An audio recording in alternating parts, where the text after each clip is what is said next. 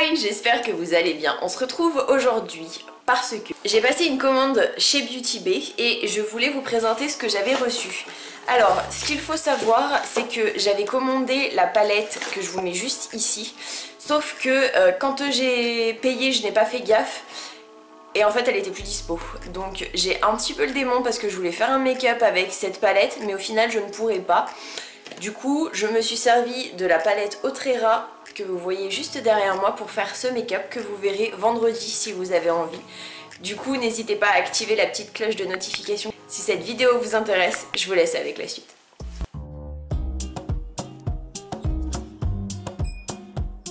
Alors dans un premier temps je vais commencer avec les soins. Je me suis repris donc mon The Ordinary Niacinamide 10% et zinc 1%.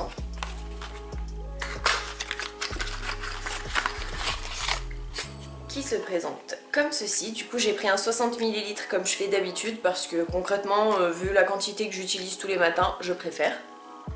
Ensuite je me suis pris donc toujours de chez The Ordinary la solution tonique à l'acide glycolique 7% qui se présente comme ceci.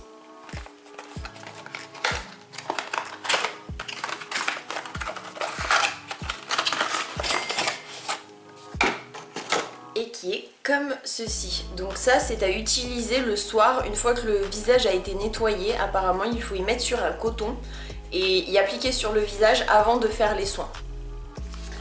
Ensuite je me suis reprise toujours de chez The Ordinary, c'est l'avant-dernier produit, mon acide lactique 10% plus HA qui se présente comme ceci, que j'utilise le soir avant d'aller me coucher. Et le petit dernier, donc toujours de chez The Ordinary, il s'agit donc de l'émulsion de Granactive rétinoïde 2%.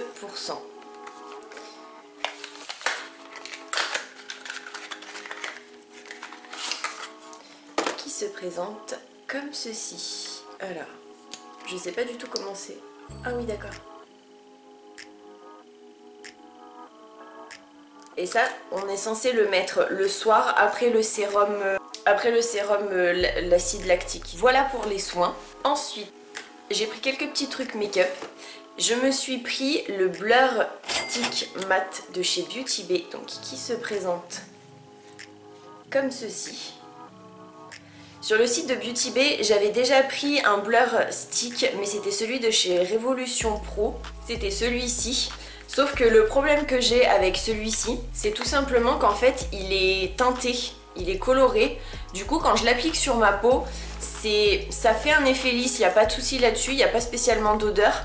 Par contre, le truc pénible, c'est que ça modifie la teinte de ma peau. Du coup, quand je mets du fond de teint ou quelque chose par-dessus, en fait ça me fait des traces. Je m'en suis rendu compte parce que quand j'allais encore à la salle de sport, je mettais le masque pour être à la salle de sport, sauf quand j'étais sur mes machines. Et en fait j'ai remarqué que sur le masque il y avait des traces comme si j'avais mis du fond de teint. Alors que depuis qu'on porte le masque, je ne mets plus de fond de teint quand je vais travailler, quand je vais à la salle ou quoi, parce que ça me saoule. Si c'est pour avoir la moitié de mon fond de teint sur mon masque, concrètement ça sert à rien. Du coup mon chéri il me dit c'est bizarre, il y a des traces de fond de teint sur ton masque. Et en fait je me suis rendu compte que c'était tout simplement cette petite chose. Donc j'ai décidé de prendre un transparent pour voir ce que ça donnait. Et franchement j'adore l'effet sur la peau, je l'ai appliqué ce matin, que vous verrez du coup dans la vidéo de vendredi. Et franchement j'ai absolument rien à redire là-dessus, il est vraiment efficace.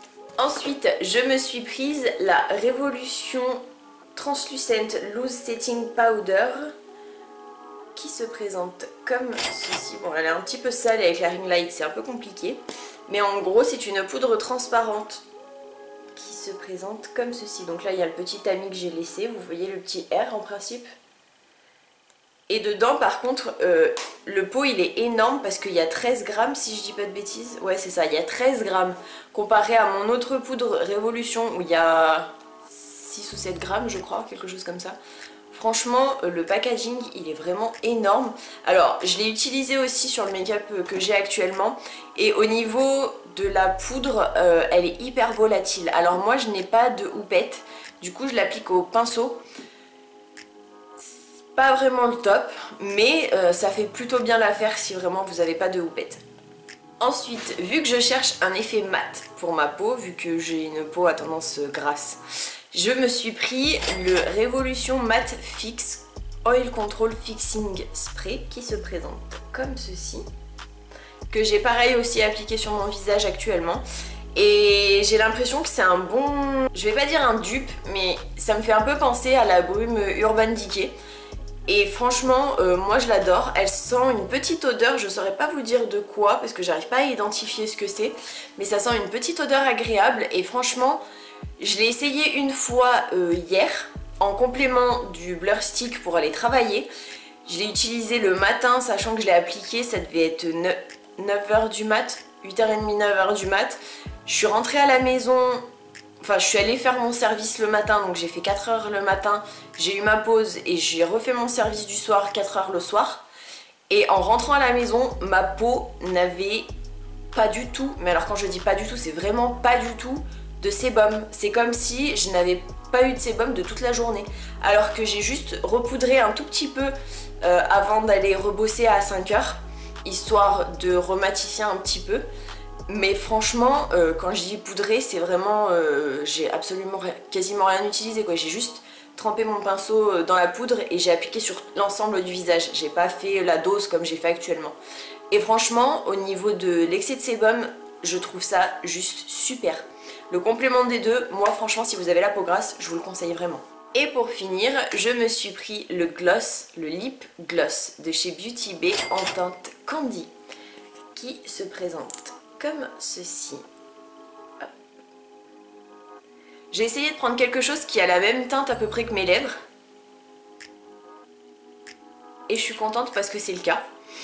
Il y a une petite odeur. Je sais pas si c'est de la vanille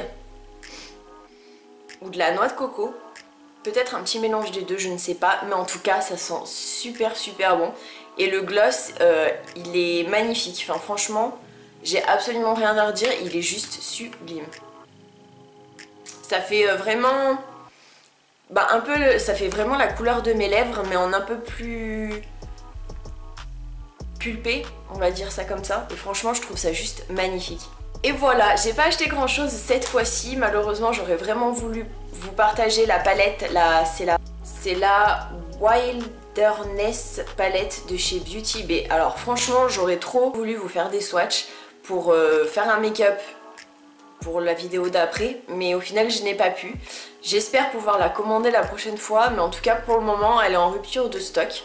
Si cette vidéo vous a plu, n'hésitez pas à la liker, à me laisser un commentaire juste en dessous pour me dire ce que vous en avez pensé. Si vous avez acheté certains produits que j'ai présentés et ce que vous en pensez, parce que j'aimerais bien savoir sur d'autres peaux ce que ça donne. Si pour vous ça fonctionne bien ou pas et si ça vous donne envie d'y essayer.